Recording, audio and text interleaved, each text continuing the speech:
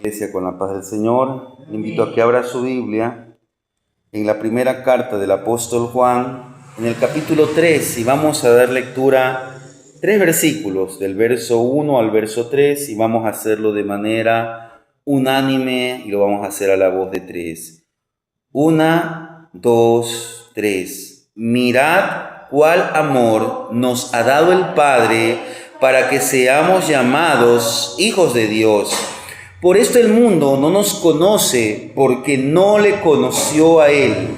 Amados, ahora somos hijos de Dios y aún no se ha manifestado lo que hemos de ser. Pero sabemos que cuando Él se manifieste, seremos semejantes a Él, porque le veremos tal como Él es. Y todo aquel que tiene esta esperanza en Él se purifica a sí mismo como Él es puro. Vamos a orar. Gracias, Señor, te damos por la vida, por la salud, por todas las bendiciones, porque tú nos permites llegar a tu casa, poder alabarte, poder glorificarte, Señor. Y ahora vamos a entrar a la meditación de esta palabra, Señor. Seas tú dirigiéndonos, enseñándonos, para que esta palabra la podamos asimilar y poner por obra, Señor. Que la misma sea de edificación a cada uno de nosotros y de los oyentes, Señor. Te damos gracias en el nombre de Jesús. Amén. Pueden tomar asiento, amados hermanos. El mensaje que hoy día vamos a analizar, la enseñanza, tiene como título Manteniendo nuestra identidad en los últimos tiempos.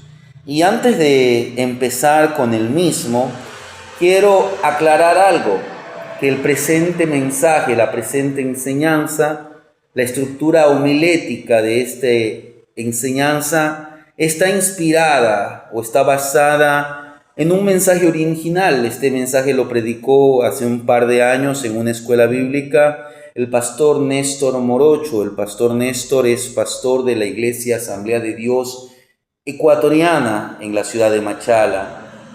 Y de acuerdo a lo que estamos viviendo, a los momentos que vivimos, cada vez nos acercamos más a la venida del Señor Jesucristo. He entendido que este mensaje me gustaría compartirlo con ustedes. Hay algunos cambios, algunas mínimas modificaciones o algunas aportaciones que yo he hecho, pero en sí el mensaje mantiene la misma estructura. Como una introducción, el núcleo de este mensaje no es para que simplemente nosotros analicemos los tiempos que vivimos, sino para llevarnos a reflexionar, para preguntarnos quiénes somos mientras atravesamos estos tiempos.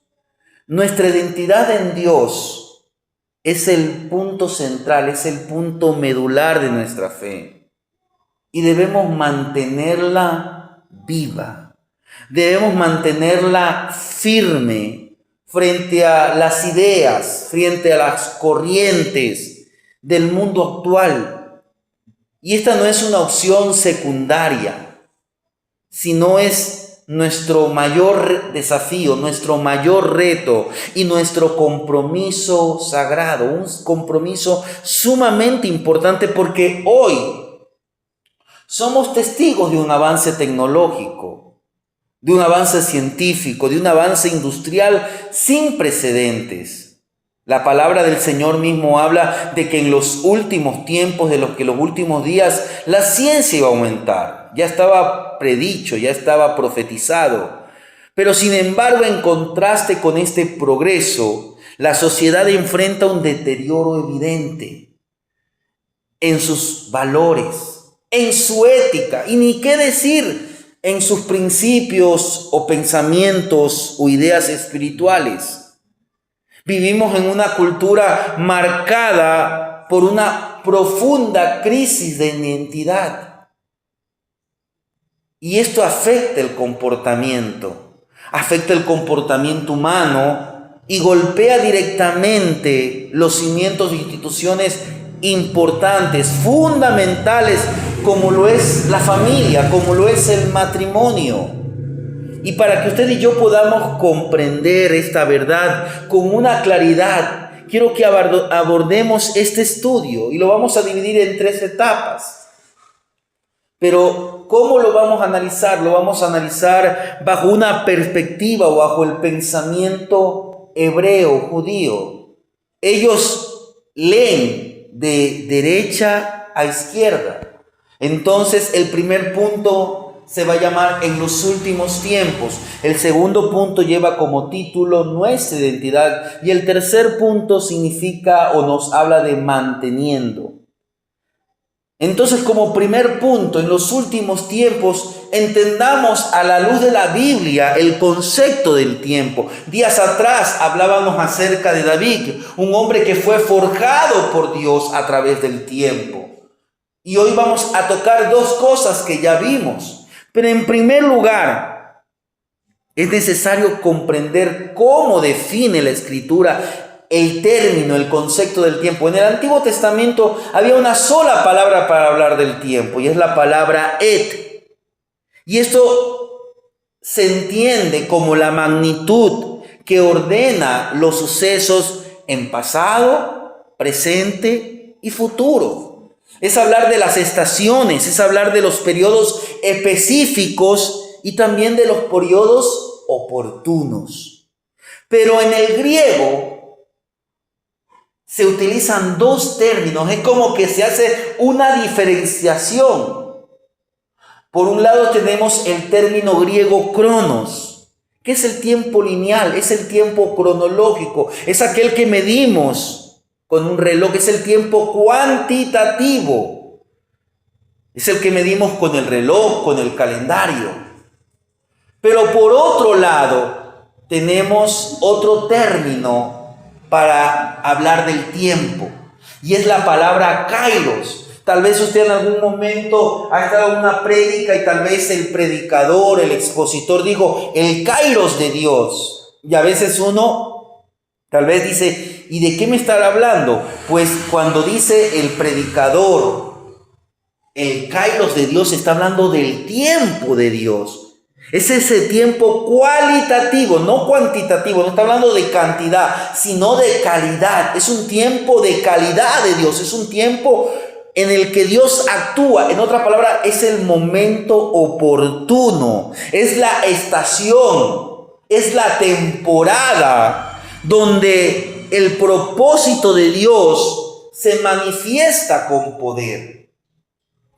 Pero usted y yo debemos entender algo muy importante, que Dios, nuestro Dios, el único Dios que existe, es el Señor del tiempo. Mire lo que nos dice en la Biblia, en Daniel el capítulo 2, el verso 21, dice de la siguiente manera: Él muda, esto dijo Daniel acerca de Dios. Voy a leer el verso 20. Y Daniel habló y dijo: sea bendito el nombre del Dios de siglos en siglos, porque suyos son el poder y la sabiduría. Y el verso 21 dice: Él muda los tiempos y las edades, quita reyes y pone reyes, da la sabiduría a los sabios y la ciencia a los entendidos. Mire, cuando nosotros vamos al libro de Eclesiastés, tenemos un pasaje que es muy conocido, que no vamos a ir porque yo creo que usted se lo conoce, que en Eclesiastés 3 dice: todo tiene su tiempo. Tiempo para nacer, tiempo para morir. ¿Qué es lo que está diciendo el predicador? Que Dios ha prefijado un tiempo propicio para cada actividad bajo el cielo. Bíblicamente, el periodo comprendido desde la venida del Señor Jesucristo, desde la primera venida del Señor Jesucristo hasta la actualidad, hasta el retorno de Él, es la etapa o la dispensación o la era conocida como los últimos tiempos. Tiene que ver mucho con la dispensación de la gracia. Mire lo que dice Hechos de los Apóstoles, capítulo 2, 17.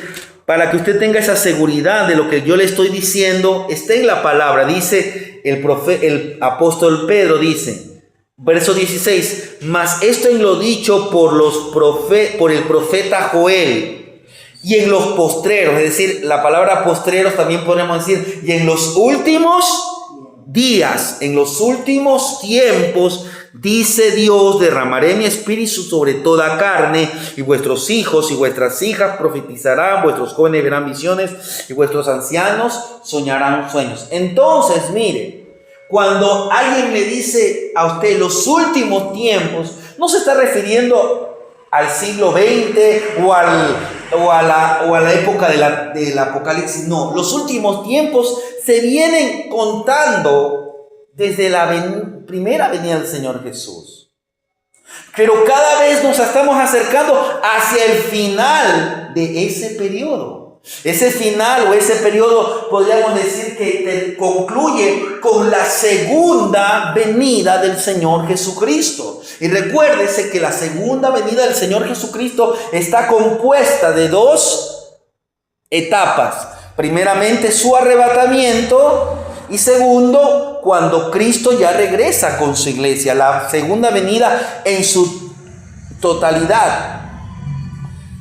Ahora, si usted retrocede a Hechos de los Apóstoles en el capítulo 1, el verso 7, dice así, y les dijo, no os toca a vosotros conocer los tiempos o las sazones que el Padre puso en su sola potestad. Mire, a nosotros no nos corresponde conocer las fechas exactas, pues esa potestad pertenece al Padre.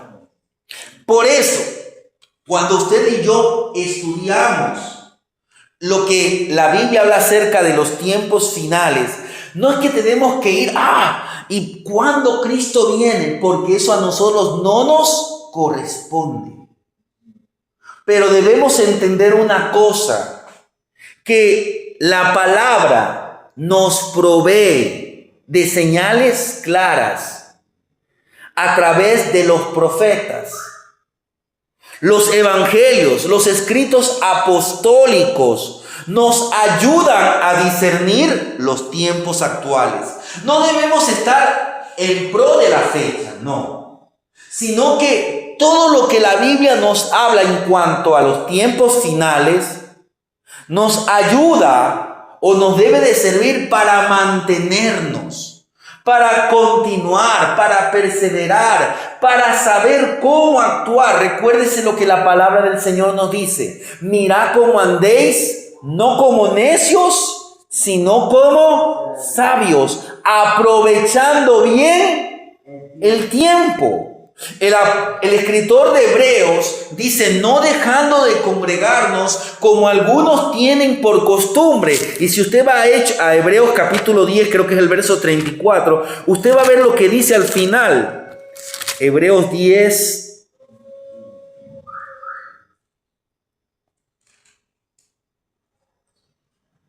Mire, 25, mire. No dejando de congregarnos como algunos tienen por costumbre, sino exhortándonos, y tanto más, es decir, y con más firmeza, cuando veis que aquel día se acerca. ¿Cuál día? El día en el cual el Señor vendrá por su iglesia. Y después de eso usted ya sabe, vendrá un tiempo de caos. Un tiempo donde aún la ira de Dios se va a manifestar de una manera que no se ha visto en estos tiempos. Porque ya la ira de Dios ya se ha manifestado. Se manifestó en Sodoma y Gomorra. Se manifestó en los tiempos de la generación de Noé. Pero en estos tiempos, a pesar de todo el caos que hoy vemos, hay mucha misericordia, hay muchísima misericordia. Y es importante para que nosotros entendamos esto del tiempo, verlo el panorama desde la perspectiva bíblica, pero desde Jesús. El panorama del Señor Jesús.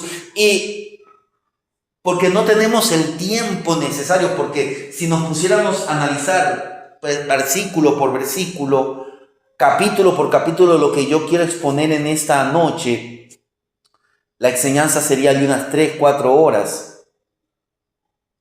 Pero en casa dice la tarea de leer el capítulo 24 de Mateo. ¿Por qué? Porque en ese capítulo el Señor habló acerca de algunas cosas para los tiempos finales. Mire, si usted en casa se da esa tarea, tiene toda esta semana, mañana es feriado. Es verdad que usted hace sus actividades y todo, pero dése un tiempo para leerse el capítulo 24. Vemos que en este capítulo, al ser cuestionado, aquí hay preguntas que los discípulos le hacen a Jesús sobre el fin del siglo. El Señor Jesús no fijó una fecha en el calendario. Y eso que nos sirva a nosotros de ejemplo. Porque nosotros no estamos para fijar fecha. Y cuando usted por ahí escuche que un dique pastor evangélico dice, no, es que el Señor me ha revelado, usted de una diga, eso no es de Dios. Porque la palabra no nos manda. Ni Jesús, siendo Jesús, dio una fecha. Pero ¿qué hace el Señor? Describe una serie de acontecimientos que marcarían el contexto previo a la venida. ¿Qué es lo que el Señor Jesús? Que habría un engaño masivo. En otras palabras, que habría en esos últimos tiempos o en los días cercanos a la venida del Señor una proliferación de falsificaciones, de réplicas espirituales, de desorientación moral y religiosa. Por eso es que no en todo lugar donde diga iglesia evangélica, eso es una verdadera iglesia. Es importante que usted conozca. Por eso su deber es leer la palabra. Por eso su deber es congregarse. Por eso mi deber es tratar de darle la palabra sin quitarle ni añadirle. Pero sobre todo nosotros tenemos que vivir el evangelio. Conocer al Dios que servimos. Porque si por allí viene algún falsificador, usted sabe lo que va a decir. Lo que me está predicando, no es otro evangelio, porque no hay otro evangelio, sino es una falsificación del evangelio. Yo en esta semana que pasó, un familiar mío me compartió un pequeño video, y en ese pequeño video era una supuesta conversación entre un padre y un hijo. Si eran padre e hijo en la vida real, no lo sé, ni me voy a poner a investigar. Pero en esta supuesta conversación entre un padre y un hijo se ponía un debate sobre la doctrina de la Trinidad y de la unicidad. Y usted y yo sabemos por las Escrituras que el Dios al que nosotros servimos es un solo Dios, pero que Él coexiste. No porque yo o usted lo podamos entender o explicar, sino porque ha sido revelado en su palabra de que Dios coexiste en 3 personas: Padre, Hijo y Espíritu Santo. El Padre no es el Hijo no es el Padre, el Espíritu Santo no es ni el Padre ni el Hijo. Son personas individuales, pero que coexisten entre sí y que conforman el único ser sobrenatural, incomparable, inimaginable que nosotros o la Biblia nos da el término Dios. Es el Todopoderoso. Nosotros humanamente no lo vamos a comprender porque Dios está por encima de la comprensión humana. Y por eso es que hay muchas doctrinas que tuercen el evangelio, porque tratamos de entender, de conformar a Dios a nuestra mentalidad. Cuando Dios dice, no te harás imagen de mí. No está hablando solamente de un ídolo físico, sino de una imagen mental. Dios es así. La Biblia revela que Dios es uno, sí, pero en el mismo texto, en el original, al hacer un análisis de la palabra que se utiliza para decir que Dios es uno, es una palabra que habla de una unidad. Y es la misma palabra que Dios utiliza para describir la unión entre el esposo y su esposa. Dice que de los dos hará una sola carne. Lo cual en este supuesto video donde se ponía en debate la doctrina de la Trinidad y la unicidad, y al final el supuesto padre le decía a su hijo, ¿sí te das cuenta? La doctrina de la Trinidad no tiene ningún sustento. Es una mala, no se hizo ningún debate, sino que fue pensamiento humano, porque no fueron vamos a las escrituras, sino que tuercen las escrituras. Por eso es importante que usted y yo conozcamos. Pablo, ¿qué podría decir? Yo sé en quién he creído. ¿Por qué? Porque Pablo caminaba con él. Recuérdese, en cierta ocasión, Pablo tenía el deseo de ir a unas ciudades a predicar, y dice que el Espíritu Santo se lo impidió. Y más adelante Pablo tiene ese sueño donde dice que el Espíritu Santo, en un sueño, dice que había un joven macedonio que le decía, Pablo, ayúdanos a orar. Entonces Pablo entendió que el Espíritu Santo lo estaba guiando a la región de Macedonia. Mire, por eso es importante que usted y yo conozcamos. Es importante que usted y yo meditemos. Como le decía, si usted medita en el capítulo 24 de Mateo, ¿qué más el Señor habló? Y mire, habló de engaño masivo. Lo hay hoy día. ¿Qué más el Señor habló? Habló de conflictos globales, de guerras, de rumores de guerras entre naciones. Habló de crisis naturales, de crisis sanitarias. Usted sabe hoy cómo es el panorama. Mire, Santa Isabel es un cantón que recibe un poco de la costa y de la sierra. Pero si usted analiza en los últimos años, la temperatura han ido aumentando. Ahora quiero que entendamos, porque no quiero que caigamos en la alarma. Ay, y ahora los calores, ¿y qué? Nuestra confianza está en el Señor. Todo esto es señal de la venida de Cristo. Ahora no caigamos. Ay, no es que es el calentamiento global. Tiene que ver. No le voy a decir que no tiene que ver.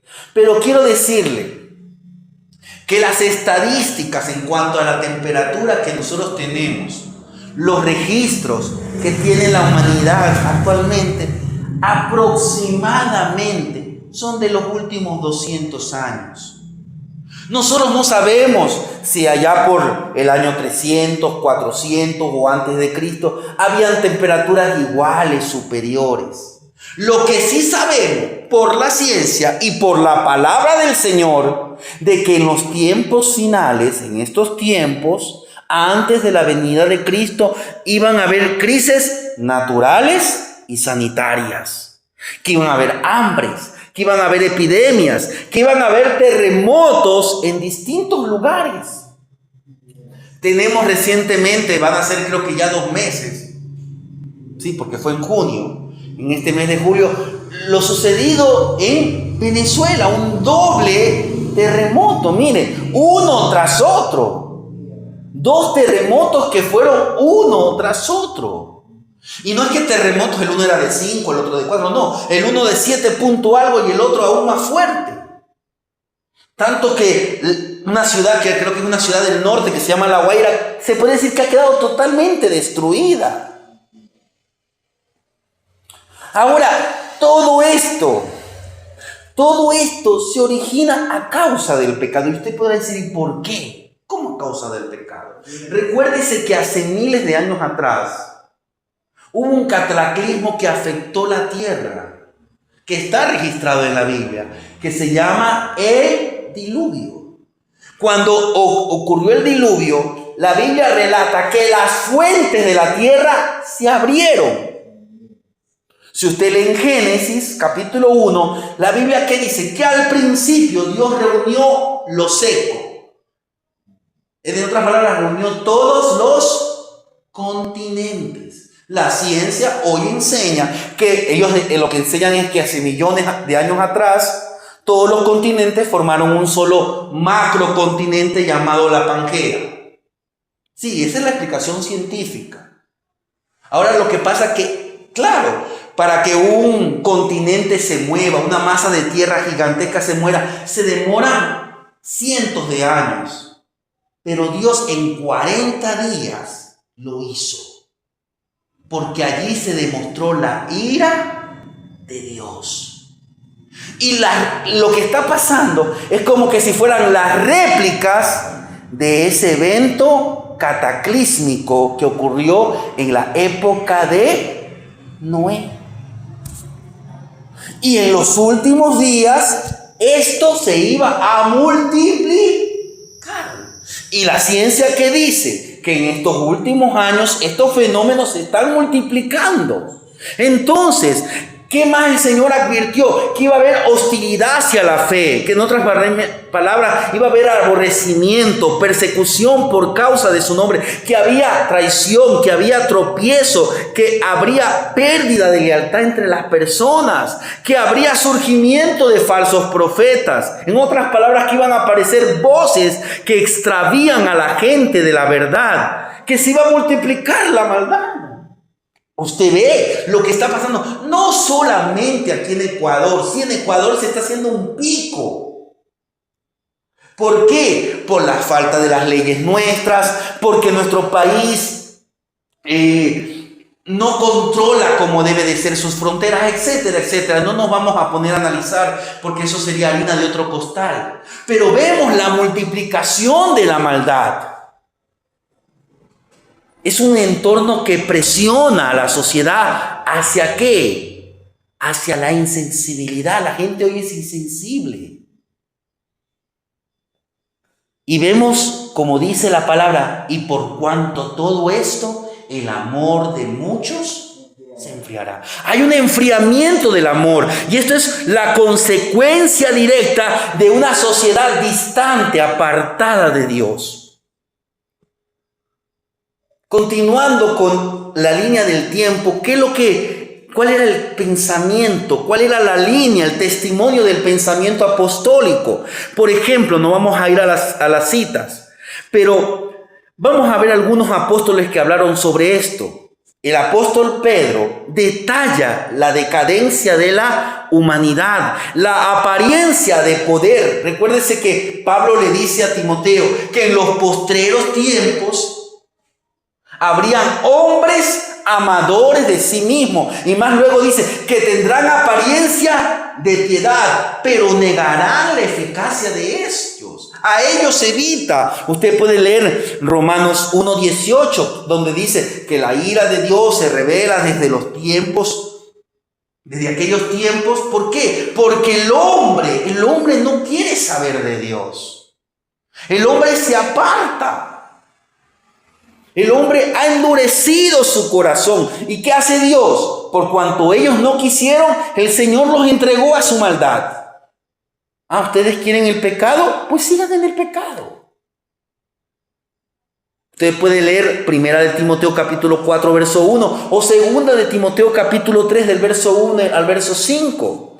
¿Qué decía el apóstol Juan? Mire, estamos en 1 de Juan. Si usted regresa a 1 de Juan, que fue nuestro versículo base, dice en 1 de Juan en el capítulo 2, el verso 18, dice: hijitos, ya es el último tiempo, y según vosotros oísteis que el anticristo viene, así ahora han surgido muchos anticristos. Por esto conocemos que es el último tiempo. Ahora quiero que entienda, aquí la palabra anticristo no se está refiriendo al personaje que va a aparecer en los días del Apocalipsis, o más que en los días del Apocalipsis, en los días de la gran tribulación. No, la palabra anticristo es alguien que se levanta contra Dios.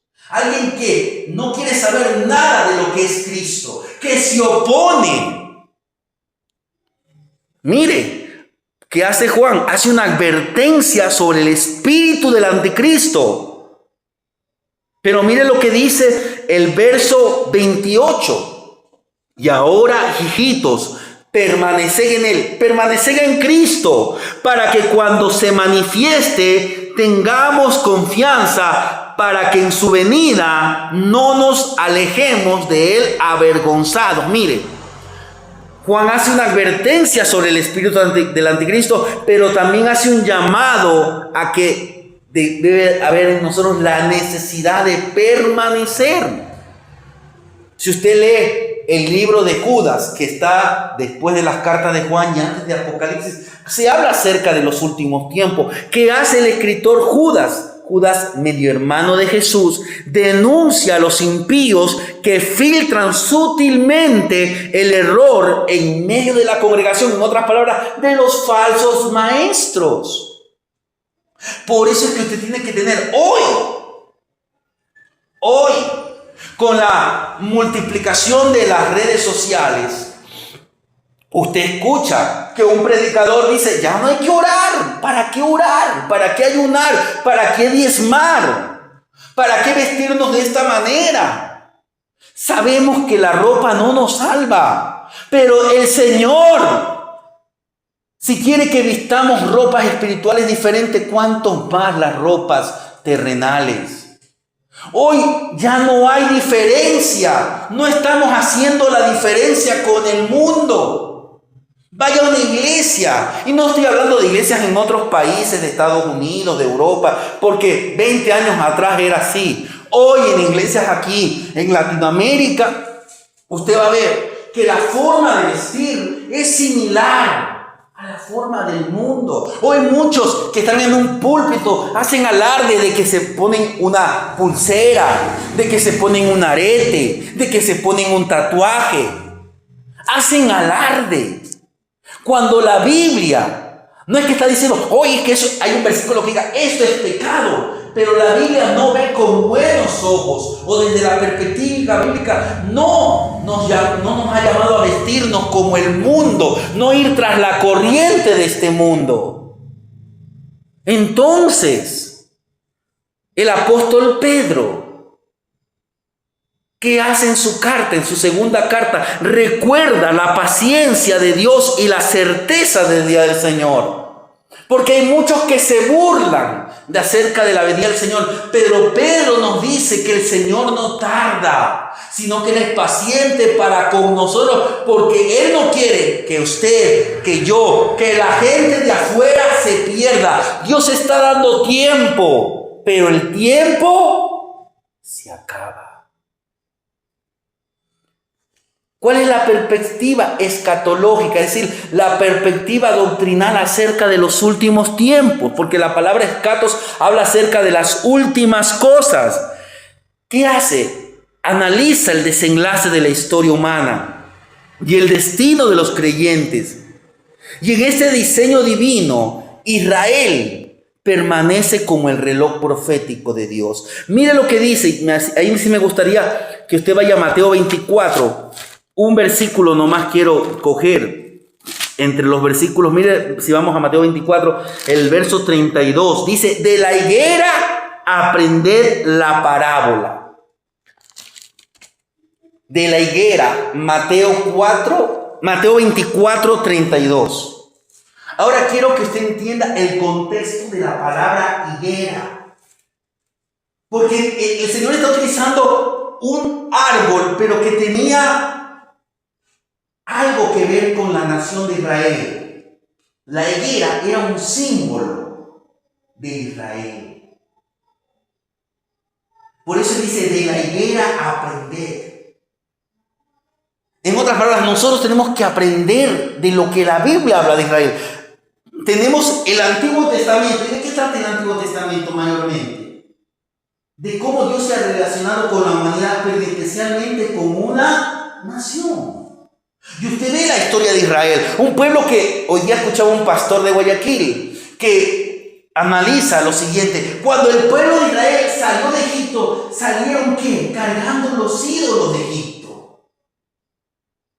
No se apartaron. Y a veces así, venimos a Cristo. Hay muchas personas que vienen a Cristo, pero todavía tienen, no, es que yo sigo a tal político, no es que yo sigo la moda, no es que el deporte es mi pasión, no es que esto es mi pasión, no es que yo no puedo perdonar. Entonces verdaderamente Cristo no está siendo el Señor de esa persona.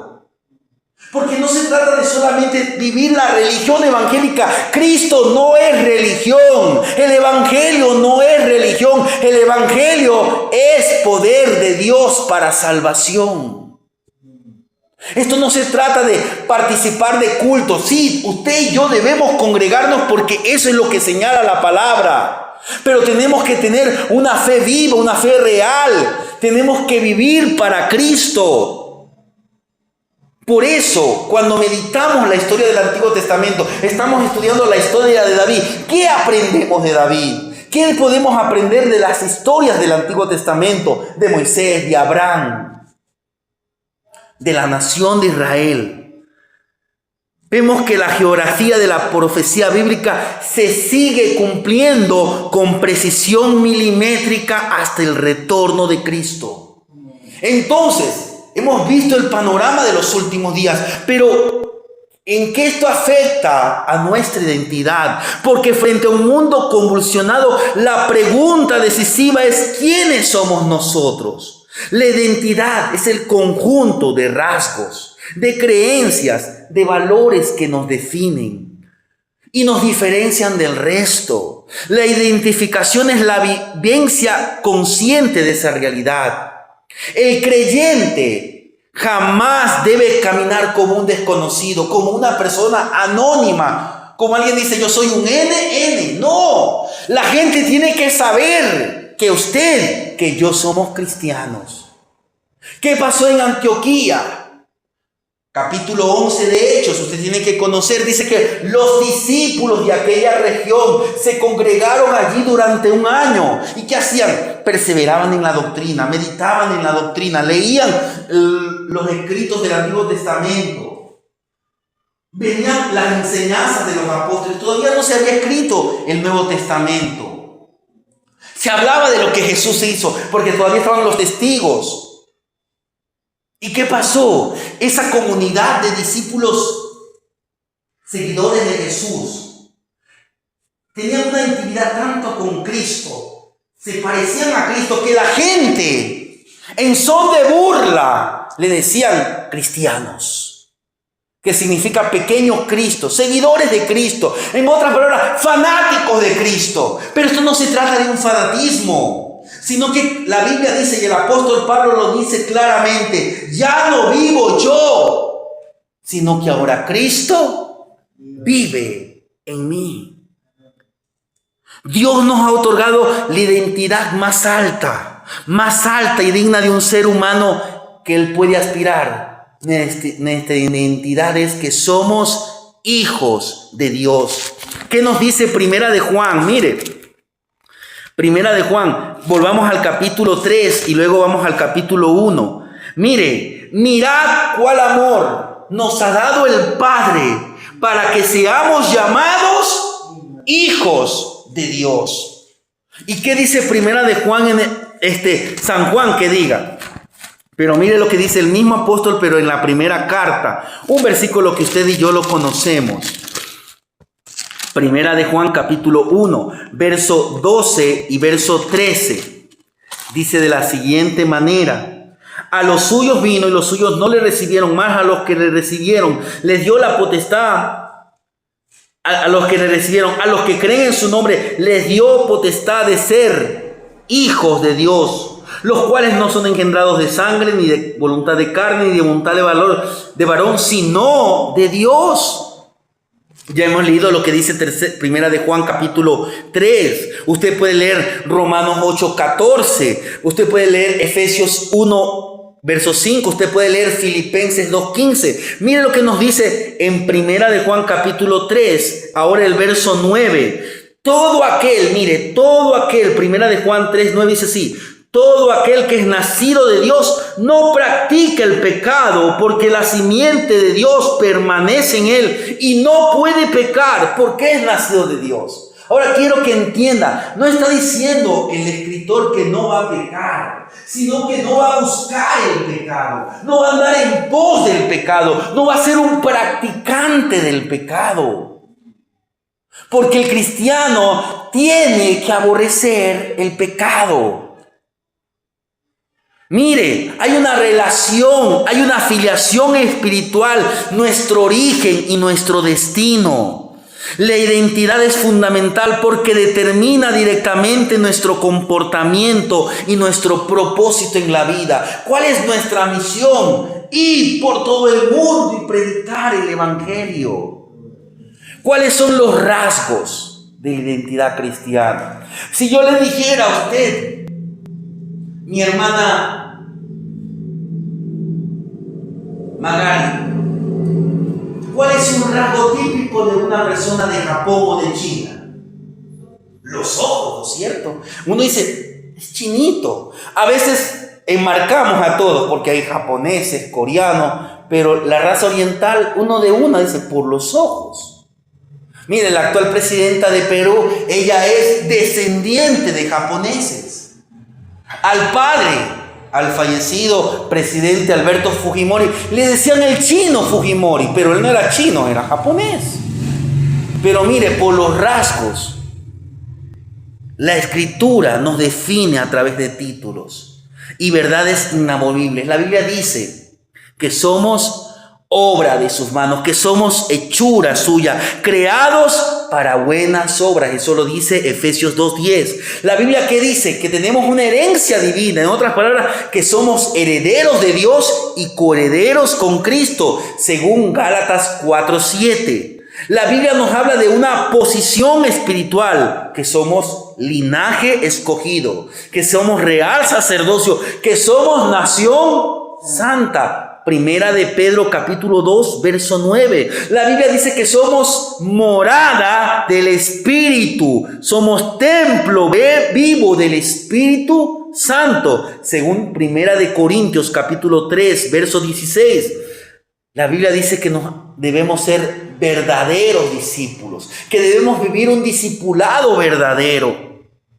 En otras palabras, que debemos llevar el nombre de Cristo con honra, según Hechos de los Apóstoles capítulo 11, versos 26 y 27. Ahí usted va a leer que a los primeros creyentes, mire, voy a leer ese pasaje porque es importante para que usted y yo entendamos lo que significa ser un cristiano. Cristiano no es una religión, dice los versos 26 y 27 de Hechos capítulo 11. Y se congregaron allí todo un año con la iglesia y enseñaron a mucha gente, y a los discípulos se les llamó cristianos por primera vez en Antioquía.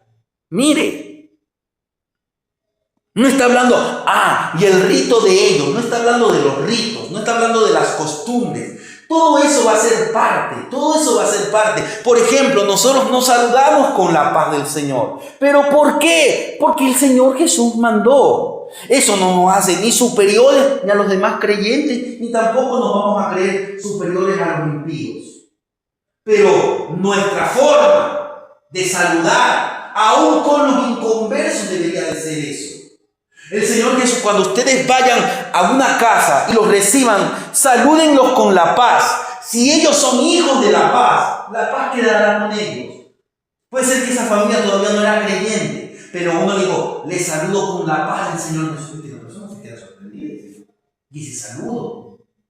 Pero después nos van conociendo, porque usted y yo tenemos que ser luz, tenemos que ser sal, tenemos que ser pacificadores. Nuestra vida debe estar en paz con Dios. Debemos buscar, en cuanto dependa de nosotros, estar en paz con todos los demás. Van a decir, ahora entiendo por qué ese señor, por qué esa señora, cuando llegó aquí, me saludó con la paz. Ahora que esa persona me ha hablado de la paz, yo quiero la paz que posee ese señor, esa señora, ese joven, esa señorita. La Biblia nos habla que tenemos que tener una renovación mental, que debemos poseer la mente, que usted y yo poseemos la mente de Cristo. ¿Y para qué? Para discernir lo espiritual. El Señor nos ha llamado a tener victorias en las pruebas. Somos más que vencedores por medio de aquel que nos llamó. ¿A qué más? ¿Cuál debería ser un rasgo de nosotros? Un carácter transformado. Hermanos, somos escogidos, somos santos, debemos ser compasivos, debemos ser mansos y humildes. Debemos impactar la sociedad, no transformarla, pero a través de nosotros, Dios nos utiliza como un medio, como un agente, como un instrumento de impacto en la sociedad, porque nos llamó a ser ¿qué? Luz y sal. Luz del mundo y sal de la tierra. Según Mateo 5, 13 al 14, nuestro testimonio debe ser un testimonio de amor. Como comunidad debemos amarnos, debemos ser amantes fraternales. Debe haber ese amor fraternal de los unos hacia los otros. Y debe haber una integridad comprobada. Debemos ser irreprensibles y sencillos en medio de una generación torcida y perversa, según Filipenses. Esos son los rasgos. Ahora, usted y yo tenemos que hacer un análisis si los poseemos o no. Y si los poseemos, ahí viene el tercer y último punto: manteniendo. Porque tener una identidad revelada no sirve de nada si no tenemos la disciplina espiritual para sostenerla. Mantener significa conservar algo en su estado genuino, darle vigor, cuidarlo y garantizar su permanencia. Mire lo que hace un atleta. Él trata de ¿qué? De mantener lo más posible su físico. Y para eso tiene que tener una disciplina. Mire, en este último evento de la Copa Mundial, la gente se sorprendió porque jugadores como Lionel Messi o Cristiano Ronaldo, que tienen 39 y 41 años, físicamente rinden de la cancha.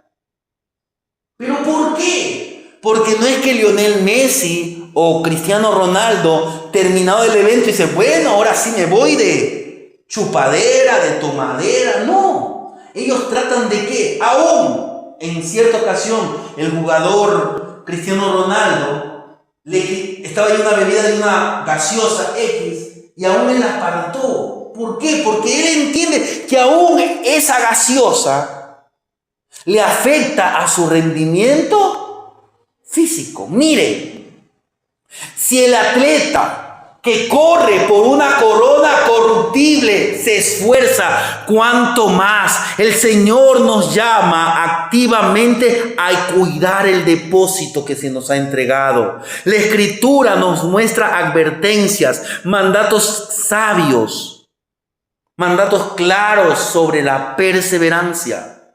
¿Por qué? Porque puede haber el peligro del descuido. La Biblia nos presenta el ejemplo de la caída de Adán y de Eva. Mire, ellos nacieron sin pecado. Tenían una relación tan clara con Dios, pero se descuidaron en su relación. La Biblia nos habla acerca de la rebelión de los ángeles, que no guardaron su dignidad. Eso lo dice en Judas, el único capítulo que tiene, el verso 6.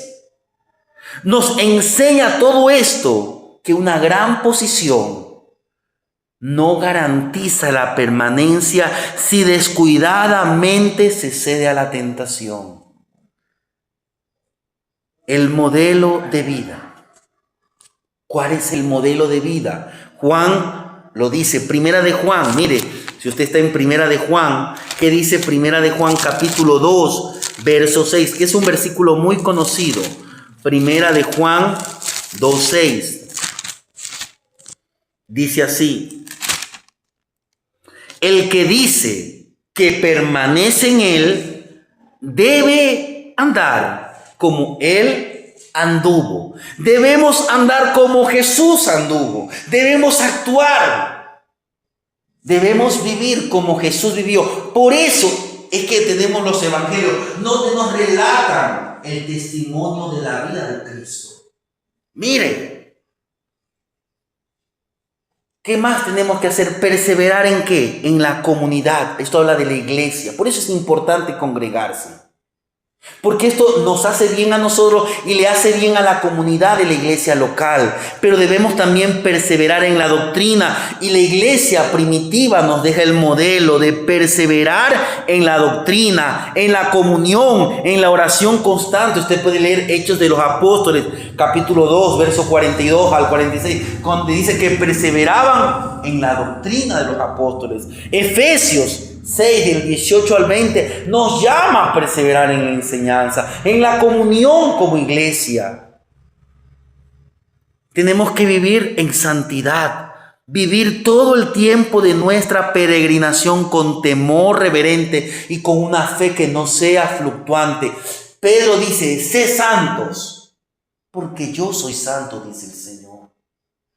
Hebreos nos habla de no dejando de congregarnos, de amonestarnos los unos a los otros. Ya leímos Hebreos 10. Usted puede leer nuevamente en casa del verso 23 al 25 o darse un lujo de leer todo Hebreos capítulo 10.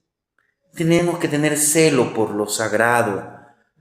Mire, el Señor Jesús limpiando el templo nos recuerda la firmeza necesaria para defender la pureza de la casa de Dios y de nuestro corazón.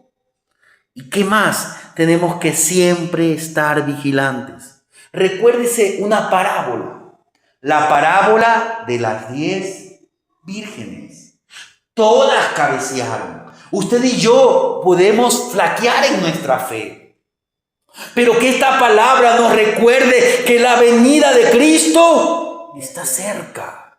Entonces, ¿qué tenemos que hacer? Despertarnos. Y como las vírgenes, dice que las prudentes, además del aceite que tenían ¿qué? Una reserva. En otras palabras, mantengamos un corazón ardiente por la presencia de Dios. Mantener el aceite de la presencia encendido. Mire, mantener el aceite de la presencia de Dios encendido en todo momento, entendiendo las advertencias solemnes para los últimos tiempos. Y mire, ya para cerrar esta enseñanza, Apocalipsis, capítulo 2, los versos 3, dice, y has sufrido. Apocalipsis 2.3, y has sufrido y has tenido paciencia y has trabajado arduamente por amor de mi nombre y no has desmayado. Y en el capítulo 22, el verso 11, dice de la siguiente manera, el que es injusto sea injusto todavía, el que es inmundo sea inmundo todavía, el que es justo practique la justicia todavía y el que es santo santifíquese todavía. Mi deber es a ustedes predicarles la palabra de Dios, no entretenerlos. Yo aquí le podría traer ay, Dios lo va a bendecir. Sí, Dios lo quiere bendecir, mi hermana. Dios la quiere bendecir, pero la bendición viene unida a la obediencia. La bendición viene cuando usted y yo le buscamos, porque ¿de qué aprovechará que usted gane todo el mundo, pero pierda su alma? Decía el predicador británico Charles Spurgeon, y usted analícelo a lo que estamos viviendo hoy. Llegará un día en que en lugar de pastores alimentando a las ovejas, habrá payasos entreteniendo a las cabras. Hoy en muchas iglesias lo que se busca es entretener al público, a la audiencia. Ni siquiera le estoy diciendo a la membresía, mire, al público, porque lo ven como un público. Y porque saben, si tienen ese público, va a haber entradas económicas. Yo deseo, nuestro anhelo es que la iglesia aquí haya muchos creyentes, pero verdaderos creyentes. Así como hubo en Antioquía, hombres y mujeres dispuestos aún a dar su vida por la causa de Cristo. Como conclusión, la historia bíblica nos demuestra que la identidad puede ser atacada, que la identidad puede ser puesta a prueba. Y lamentablemente a veces es comprometida. Recuérdese el ejemplo de Job. Job recibió un ataque combinado del enemigo, además de la incomprensión de su entorno cercano. ¿Aún para qué? ¿Para qué todo esto fue? Para que él renegara de su integridad. Mire lo que le dijo la mujer de Job: maldice a Dios y muérete. Y no quiero atacar a la mujer de Job, porque la mujer de Job también lo perdió todo. La mujer de Job también perdió a sus hijos. La mujer de Job tenía que cuidar de un marido enfermo. Y todo esto llevó a que esta mujer en un punto dijera a su esposo: maldice a Dios y muérete. Pero Job mantuvo su integridad. Miremoslo a Jonás. Jonás intentó huir de su llamado y su desobediencia. ¿Qué es lo que produjo la desobediencia de Job? Vergüenza. Avergonzó su nombre, a su propio nombre. A veces no queremos que la gente nos identifique como cristianos. Pedro, mire el apóstol Pedro, impulsado por el miedo de aquel momento, negó al maestro en aquella noche de prueba. Sin embargo, a lo largo de las edades, Dios siempre ha tenido un remanente que decidió mantenerse firme en la adversidad. Tenemos el ejemplo de hombres, de mujeres como José en Egipto, como Daniel en Babilonia, como Esther ante la corte persa, o de aquella joven sierva en la casa de Naamán. Si nosotros contemplamos los testamentos, tanto el Antiguo como el Nuevo Testamento, vamos a ver dos ejemplos, no perfectos, pero sí dos grandes ejemplos de convicción. La Biblia nos habla de Moisés. Y en Hebreos 11:27 nos señala que él renunció a los deleites temporales, al prestigio, a los tesoros de la realeza egipcia, porque su identidad no la definía el palacio. Dice que Moisés rechazó todo eso y se sostuvo como viendo al invisible. Él mantuvo su mirada en el invisible, en el Dios Todopoderoso.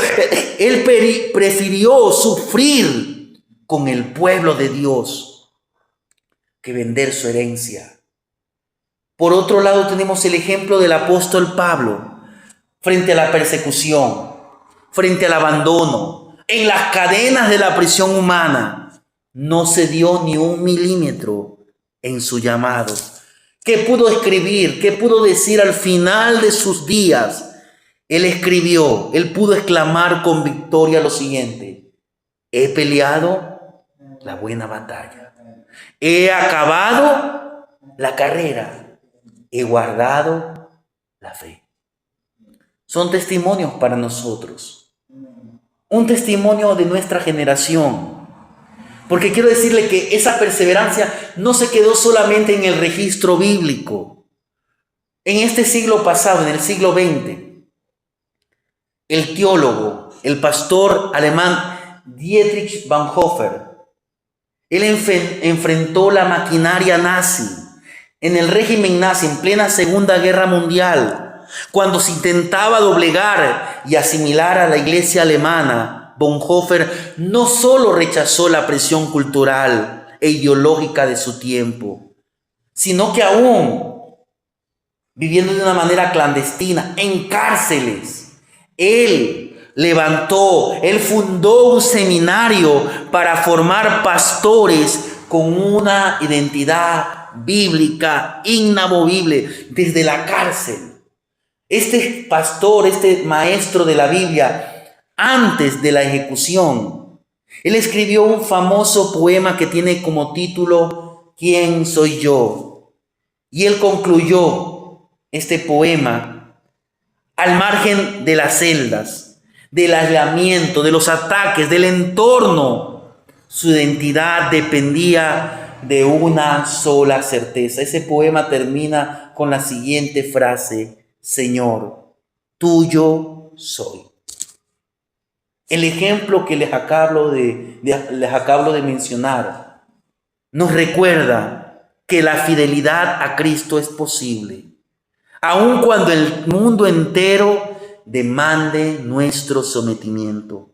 El Señor que viene, Él viene pronto, pero viene a buscar una iglesia gloriosa. Una iglesia sin mancha y sin arruga. Por eso el llamado final para nuestras vidas en estos últimos tiempos sigue siendo el mismo. En Eclesiastés 9:8 dice así: en todo tiempo sean blancos tus vestidos. Dice en Efesios 5:27 que Cristo viene por una iglesia gloriosa. Y Apocalipsis 7:14 hace un llamado a que nuestras ropas estén blancas o que sean blanqueadas por la sangre del Cordero. Por lo tanto, este es un llamado a que sigamos manteniendo nuestra identidad en los últimos tiempos. Amén.